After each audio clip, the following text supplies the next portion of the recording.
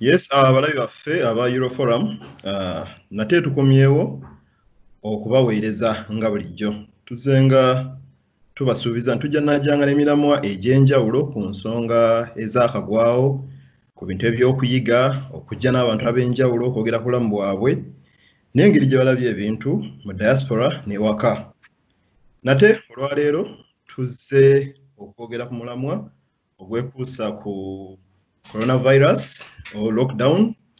Ekyo kibaddewo ebbanga ddene, ebintu eby'enjawulo bizze bikyogerwako naffe wano tubaddeko n'emiramwa nga gyogera ku nsonga y'emu. Naye ate leero tuzze nga twagala kugendako step maaso okutunuulira nti abantu nga bavudde mu lockdown embeera ffenna tugirabye. Abantu bakoseddwa mu mirimu, mu bulamu, eby'amaka ne bifaananako we bityo. Olwaleero omulamwa tuzze n'omulamwa nga twebuuza oba nga twagala okufuna ekifaananyi. Mirimu ki emyangungu omuntu gy'ayinza okutandikirako nga tuvudde mu lockdown? Kino nga tukitunuulira mu mbeera y'okukkiriza nti abantu mirimu bakoseddwa bangi. So ku mulamwa guno nzize n'omukyala Hajat, mukyala abeera Sweden wano, nga mukyala Hajat Mariam Luyombya, nga tuzze tulabe biki bye tuyinza okugabana ku nsonga eno eri bannaffe abali mu diaspora ate n'abali ewaka. Kansabe mukyala Hajat Mariam Luyombya ababuuzeeko. Mbalamusizza nnyo bannange mwenna batuwuliriza ne mbeebaza egyo emitonotono gye mutuusaako engalo era ne neebaza Katonda okuba nti abatuusizza kati nga mukyali balamu mu muyaga guno oguliwo kati. Ennyabo weebale nnyo. Yes, omulamwa gwe tuzze nagwo guli nnyo ku mbeera ey'ebyenkulaakulana, ey'ebyenfuna, ate era tukkirize nti embeera y'obulamu generally kubanga ebyenfuna y'empagi ekwatira ebintu eby'enjawulo. Mukyala Hajat Mariam, kyenkumanyiiko akatonotono nti obaddeko mu Bulaaya akabanga akawerako. Nnyabo, bbanga ki ly'owangaalidde ku mawanga oba ku Bulaaya? Ebbanga ligendedde ddala nga ndowooza naatera okuyingira emyaka 3 nga ndi ku Bulaaya kuno. Yes, ebbanga ly'emyaka 3 ekyo ekifaananyi nga nze ebbanga lye naakabeera kuno ligenda bugenzi myaka 6 kumpi okubisa emirundi 5. So omuntu yakamala mu kifo emyaka 3 n'egiba 10, omuntu kyangu kyakuteebereza nti alina bingi by'amanyi ku kifo ekyo, alina bingi ebiyinza okumuyigirwako, era nga kwe kwesunga kwe tulina mu programu ya leero okwagala okutunuulira nti omuntu ali ku Bulaaya n'omuntu ali ewaka biki byawuliriza, biki byayigidde ku Hajat Mariam, era nga kyemukumanyikira akatonotono nti yegwe mukyala atambudde ng'oli ku Bulaaya naye ng'ate obulamu bw'eka nabwo ate tobutadde ebbali. Nti nga mu mbeera ey'enjawulo gwe mulamwa guno gwe tuzzeeko okwagala okumanya mu byenfuna biyinza kutambula bitya after lockdown. Mukyala Mariam, njala okubuuza nti gwe mundabayo abantu ku Bulaaya kwe tuli kuno naye ng'abamu bwe bava e Kampala obulamu ate bwakyukira ddala ne banga bali Bulaaya, ate nabawaawo kaaba abamu abali wano naye ng'ettima giri waka. Gwe mu ndowooza yolowooza kyekyo ekisikenya abantu okwagala ennyo okubanga bali updated n'okumanya ebiri ewaka mu details? Of course waliwo bino ebitonotono tumanyi politics wekaali bwati ebyo ebyangu byokulaba ku mawulire, naye nawo buli obutono n'okutuuka okwagala okumanya buli mu kyobutambula, nsonga ki eri abo? Ekikulu kya byonna abantu abali e Bulaaya twebaze Katonda nti tulina omuzungu kyayita exposure. Side zombi tuzimanyi, omuntu wakulira Uganda ogendayo n'okyala ebigenda mu maaso biraba. Wano oluddewo ebbanga nalyo ddene. Otunuulira ebintu bingi n'ogamba naye nasoma mu primary, okuva mu primary nga bagamba Uganda nsi nnimi. Ndaba wano kaawa muyitirivu obungi lwaki kaawa takyatuyambe waffe kituufu ddala takyatuyamba kituufu Uganda tekyalima kaawa alagawa lwaki tetugaggawalira mu kulima ng'ate gwe musingi kwe tuyimiridde n'ogenda ng'otunulira ebintu by'enjawulo n'ogamba nga sirabako kiriko kabonero ka Uganda n'ogenda ng'onoonyereza ddala abali ewaffe kino bakimanyi gwe n'ogenda ng'ogatta ebiri wano n'eri ate ekirala kiva mu kwagaliza nandiyagadde nabo basobole okuyimirira ku magulu gaabwe nga beetengerera wakiri nga beetuusaako ebyobulamu obwa bulijjo ng'okulya okwambala okuweerera abaana okwejjanjaba wakiri mu mayumba kuba bwe tutuuka kuno ebintu bisangawo ebiri nga ensi esobola okulabirira abantu baabyo mu basic needs ogamba lwaki waffe tekikola gano otandika okubeera n'ebibuuzo ebyo bwe bityo mukunoonye okubuuza ebibuuzo ebyo otandika nawe okunoonya kuba tewali kizibu kitaliko solution. Mbigambo mpuliddemu ekigambo kwagaliza ne mpuliramu exposure. Nti exposure eno tugitunuuliramu biro bino nti yakyukamukko engeri gye waliwo internet, social media, kuba olwaleero ne Uganda simanyi nnyo statistics naye nsobola okuteebereza nti ku buli bantu bataano at least abantu basatu oyinza okubasanga bali ku social media. Social media neera teyambye muntu kwongera kugazi exposure kuba mu biseera biri emabegako kale tugeze we mwajjira omuntu yali asobola okuba nga ataba exposed ensonga weero osobola gitegeera naye waliwo exposure y'okutambula naye ate ne wabaawo obusimbu ne tuyinyiga mu ngalo wano osooka bikula Google n'okebera kiri osuubira internet ento nawe yambye nnyo ku exposure eyo obeera still ekyalina kyetuulidde kubanga tetumanyi mugaso gwayo ate oluusi abantu baba bakafuna ekintu wabawo excitement wano kwegamba ne bagenda nekibasuubira nti nno kyekikulu bo kye basuubira naye ate ne balema okukola okunoonya n'okumanya.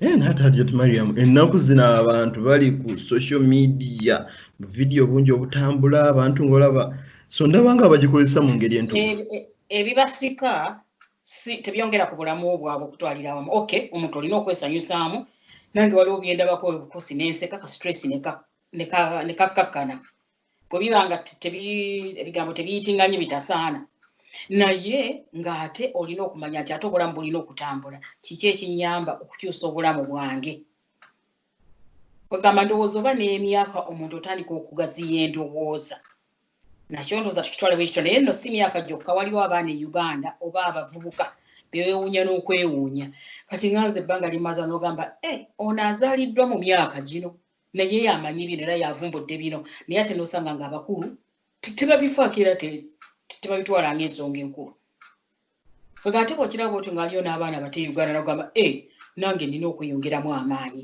ate oba waliyo abaana bwe bati abalina endowooza bweti naye ate nze ku myaka gyange lwaki sibeera nayo.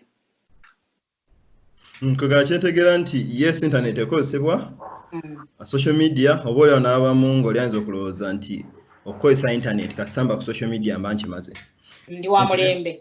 Okay, kwega nikiba kikwasaganya nnyo mulembe naye si kunoonya nnyo papasi nti nsobola okufuna ekyenjawulo ku internet yange MB zange zino zengula nsobola atakingako value bwekiri. Okay, okonye ku bavubuka ab'omulembe gwaffe abatuuka n'okusomoozebwa bakadde baffe abali mu myaka gyammwe olw'engeri gye balabika okuba abafumiitiriza mu kunoonyereza ku bintu n'ogenda extra mile mu mbeera eno eya lockdown ffenna tukimanyi nti nga bagguddewo mu mbeera mu ngeri emu oba endala abantu bakoseddwa mu byenfuna bajja kwetaaga okusitulibwa nti waliwoko gwe mu kulabako okw'ebintu ngeri gy'oli nti ofaayo nnyo okumanya ebitambula e Kampala ate nga oli mukyala ayagaliza nga bw'omenye waggulu wano waliyoko abantu b'omanyi mu bavubuka aboyinza okuwanga ekyokulabirako abavubuka nganza abali ku Bulaaya abandyetagaze okukwata miliyoni zange 2 nzikozese mu kantu akatonotono mbeeko omuntu gwe nnyamba oba oli awalimu kwongera kunsaba 10 olw'embeera eno so nga n'ali e Uganda mu mbeera yemu gye bali bangi nnyo si kuba kalango naye njogera nga bwe kiwulira waliwo abantu be bakyaza kati waliwo emisomo gya Vision Group oba vision group egenda negaba ebirabo buli mwaka ogenda nolaba nga mukyalimu abakyali myaka emito ne bamuyita omulimi w'omwaka asinze ne wabaawo abaana abavumbudde abakozesezza bye basomye n'atatawanala kunoonya mulimu wala n'abikozesezaawo waliwo muyitana muvubu mwana kubanga ali mu myaka gya mwana wange bw'ayogera obuzaale bwe bamuzadde ndi mu Bulaaya atakudde ensi abamu muwulira mulaba ku TV omukenkufu Nyanzi omwami oyo yankwatako nnyo bwe nawulira ebintu byayogera ng'ovudde nti yasoma nti oba bya kunoonyereza bya research history amanyi geography amanyi buli kiyasoma okuva mu P1 ye yakiteeka mu nkola era ayinza okumenya ebintu ne weewuunya kati ne wabaawo omulala omulimisa Kisomose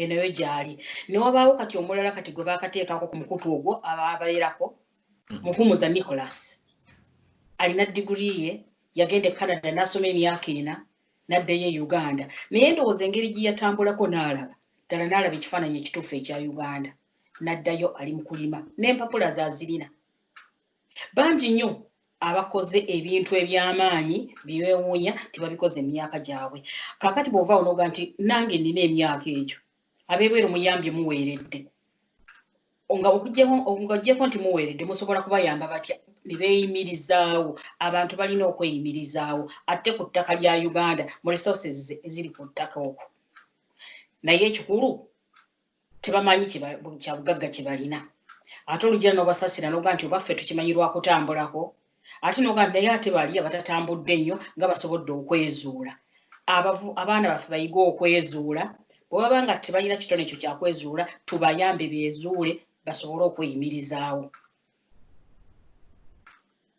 tugezeeko n'okukozesa enkola eno nti we delegate ne tukola ki ne tusupervisinga ate ne trustinga eyo naye enkola ejja tuyamba yadde naffe abali kuno ku Bulaaya emiliyoni z'ebbiri ezo ne zisitula obulamu bw'omuntu ate naawe n'olina banga olina ekitambula waliwo abavubuka be bataamanya kati nga obwegassi ffe twakola weebuli nga tubulaba bakitaffe bakolagana nabo ebyobwegassi naye kaakati abavubuka basobodde okubinoonya ne babijjayo kati tugezeeko naffe okubayamba naye ng'ate kwegamba nabo bennyini beeyambe kubanga tojja kubeera buli kiseera ng'obaliisa amaze okusoma ate n'omulimu ate nabo babeere n'obuvumu ate naffe tubongeremu amaanyi nga tubawako example ffe ze tunoonyeza ze tulabye bategere nti ene wano Uganda we tuli waliwo abantu abalina kye bakola era abategeera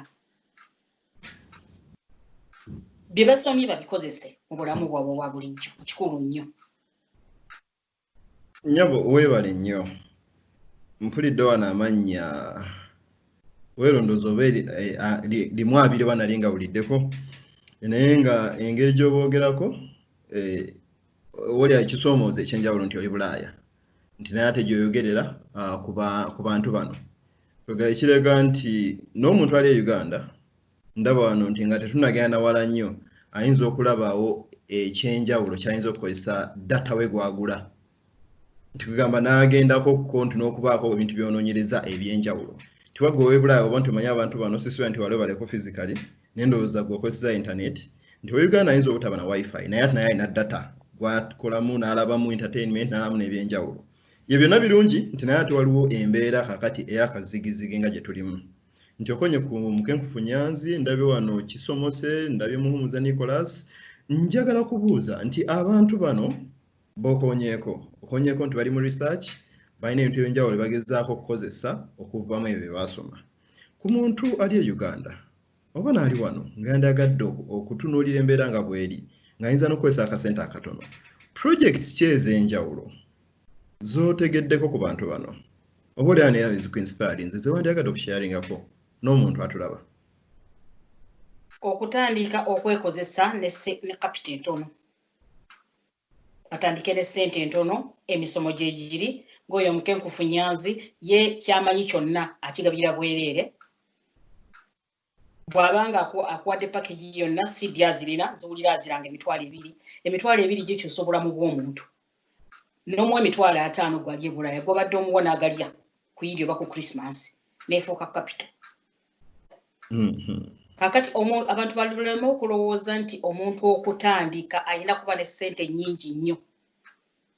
Teri capital munene ate teri capital mutono, wabula obukulungutanya bwo n'obugezigezi bwo n'obunyiikivu. Abaami bano betwogerako research bamukola mu projects ki, mu bintu ki, ebintu bino biri mu level etandikibwako omuntu wa bulijjo. Wakati waliwo research ezikolebwa ennene nga ziri ku sikali ya ggwanga, ngeri omuntu alinda gavumenti ebawe ssente miliyoni nga 4, miliyoni 3, miliyoni 10. Naye waliwo gundi projects entonotono ze bakolako nga surely nga projects zino omuntu asobola zitandikirako amangu. Bwe ziri kati waliwo ebiseera ebyo omwami omukulu Nyanzi yaleeta abantu abaana naddala bali mu vaaka batandika okwekolayo ka pocket money nga waliwo obuntu abakola bukyakulaita omwana natandikira awo awaka ne waba atandise okusoma katugabe ng'asoma part time ng'asobola okuba ng'akola naye nga capital yamutaddemu emitwalo nga 4. Kyensobola nti omuntu ali ebulaya alina omuntu we gwayamba emitwalo 4 oba 5 asobola ogifuna n'agiwa omwana oyo ne yeetandika n'asoma nga bw'akola. Agenda okumala okusoma ng'alina ekyokukola nga tagenda kunoonya mulimu oba tagenda kusaba buyambi mu gavumenti. Okay, zezimu ku projects ezo. Eno wabawo okulunda ebintu ebyangungu biri ebitonotono omuntu ng'abikolera waka ng'ate bw'akwasaganyiza n'emirimu emirala n'okusoma. Ne waba muntu mukulu n'akeera ku makya kuba kakati abantu abakola mu maduuka atuuka ssaawa 4 n'akeera ku 12 n'asooka abaako kyakolaawo n'akireka ng'ekyo kiwedde aliseewo 15,000 awaka ez'akameeza n'agenda n'akola emirimu egy'e Kampala. Naye mu bitwetoolodde awo bwe biti ng'omuntu byakozesa. Kati beetaagana kujja China. Naye lwakuba nti ebitwetoolodde tetumanyi mugaso gwabyo. Ku ekyo ky'okoonyeeko kintwala ku kintu ekitera okwogerwako ngeri ewakoonyeko mu kutandika nti ekintu ky'exposure ky'omuntu ali e Bulaaya kimuleetera okwagala ennyo okubaako ebintu byakyusaamuko ewaka olw'okuba nti alabyeko nti eka ekigambo mu luzungu flexibility kwegamba omuntu ayinza okugamba obutaba nnyo mukakanyavu eri embeera nti kakati ebintu ebimu nga wogaye nti biba bitwetoolodde nti kati n'embeera gye tulimu tugenda kugulibwa baguddewo bizinesi zitandise otandika naye omuntu nga tali flexible nga si mukakanyavu eri embeera ayinza osigala ng'akyatunula eri akyakakira ebintu kugenda kukola mu Kampala kyokka. N'atagamba nti kakati eryekkubo lizibye ate kandabe eddala kiri enkutte ate okuddawo ku bigere. Ebintu nga bino waliwo ebintu ebimu era discussion of course egenda mu maaso wamu tugitwalanga facts nti olwaleero abantu bangi basomye nti era mu biseera byammwe bwe mwasomeranga era tuula n'olwali nti wali wabeeranga ku university ng'olwo omuzadde watandika n'okulya amabanja eyo kiwaddiru oyo agenda kukola mu gavumenti ng'emirimu egiri. Olwaleero abantu bangi abafuluma mirimu nti naye emirimu egiyingiza abantu bano abafulumye gye mitono ennyo nti kaakati ebyo bibadde nga tetunayingirira muyaga guno gwa COVID nti naye kaakati olwaliwo nga tuyingiriddemu omuyaga kitegeeza ate kyongedde okwonooneka nti ebibuuzo ebimu ku byebuuzibwa era abamu written discussions nti ddala kituufu Uganda emirimu tegiriyo. Omuntu ayinza okulanga ekibuuzo eky'olubalaado era waliwo abantu aboogera ne bakiwakanya. Emirimu tegiriyo ejja offices. Oli ayinza okugamba nti ngenda kusoma pilot Bombardiers akajja Uganda bameka bagenda okuzivuga. Emirimu gye giri nga bagyetandikidde ate n'ekirala abantu baffe basomye nnyo ebintu theory mungi tebasomye mirimu gye banateeka mu practice. Naye omwana ayinza okusoma omulimu ng'olunaafuluma asomye ba surveyor olufuluma atandikirawo ogenda mu field butereevu. Kati buuza omulala agraduatinze ng'asomye nnyo theory mugambe nti kakati omusomo guwedde osobola kwetandikira ki? Kiba tekiriwo era ajja kuga nti agenda kunoonya mirimu.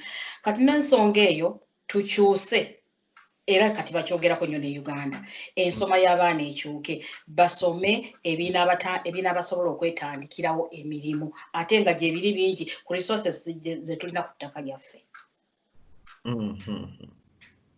naye bongera okunoonyereza tekinologi bamukozese bulungi bagende mu mitimbagano banoonye biki ebitambula kubanga kati waliwo n'okunoonya obutali mu lockdown uno mbadde wano ku mutimbagano ogwo nendaba omwami saidi z'ekitende ng'alanga lumonde